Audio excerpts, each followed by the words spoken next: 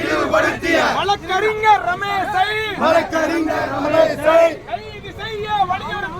கைது செய்ய வலியுறுத்தி இந்துக்களின் போராட்டம் கண்டிக்கிறோம். காவல்துறையை கண்டிக்கிறோம். பாரத் மாதா கி ஜெய். பாரத் மாதா கி ஜெய்.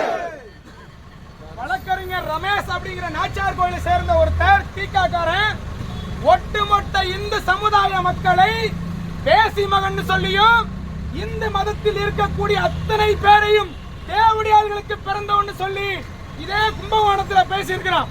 அவன் மேல சட்டப்படி நடவடிக்கை எடுக்க சொல்லி கும்பகோணம் மட்டுமல்ல தமிழகத்தின் பல பகுதிகளில் காவல்துறையிட்ட புகார் கொடுத்திருக்கோம். இதுவரை காவல்துறை நடவடிக்கை எடுக்கவில்லை. இங்க இருக்கக்கூடிய காவல்துறை சட்டை கழட்டிருங்க. உங்களால நேர்மையாக செயல்பட முடியலையா? மேல இருந்து அரசியல் அழுத்தமா? சட்டையை கழட்டிட்டு நீங்க வீட்டுக்கு போயிருங்க. நேர்மையான அதிகாரி வரட்டும். யாரு தவறு செய்தாலும் தவறுதான். நான் இஸ்லாம மதத்தை பத்தியோ கிறிஸ்தவ மதத்தை பத்தியோ பேசிட்டு ஒரு நாள் இரவு தூங்க முடியுமா? ஆனால் காவல்துறை 90 கோடி இந்துக்களை இழிவுபடுத்தி ஒரு தீக்காக்காரன் பேசுறான். அவனை கைது செய்வதற்கு காவல்துறைக்கு துணிவில்லை என்று சொன்னா இந்த காவல்துறை யாருக்காக இருக்கிறது? என்னுடைய பிறப்பை இழிவுபடுத்துவதற்கு வழக்கறிஞர் ரமேஷ் என்பவன் யார்? தீகா அமைப்பில் இருந்து கொண்டு பட்டியலின சட்டத்தை தவறா பயன்படுத்திக்கிட்டு இந்து மதத்துக்கு எதிராக செய்யக்கூடிய ஒரு துரோகி.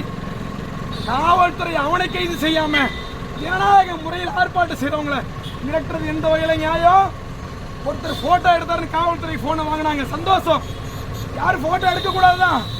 இதுக்கே கோபப்படக்கூடிய காவல்துறை டிஎஸ்பி என்ன சொல்றாரு? முடிஞ்சா பாத்துக்க, அவனால என்ன பண்ண முடியும்? இதுக்கே கோபப்படக்கூடிய காவல்துறை என்னை பேசி மகன் ஒட்டு சொல்றான். கோபப்படாம காவல்துறை அராஜகம்.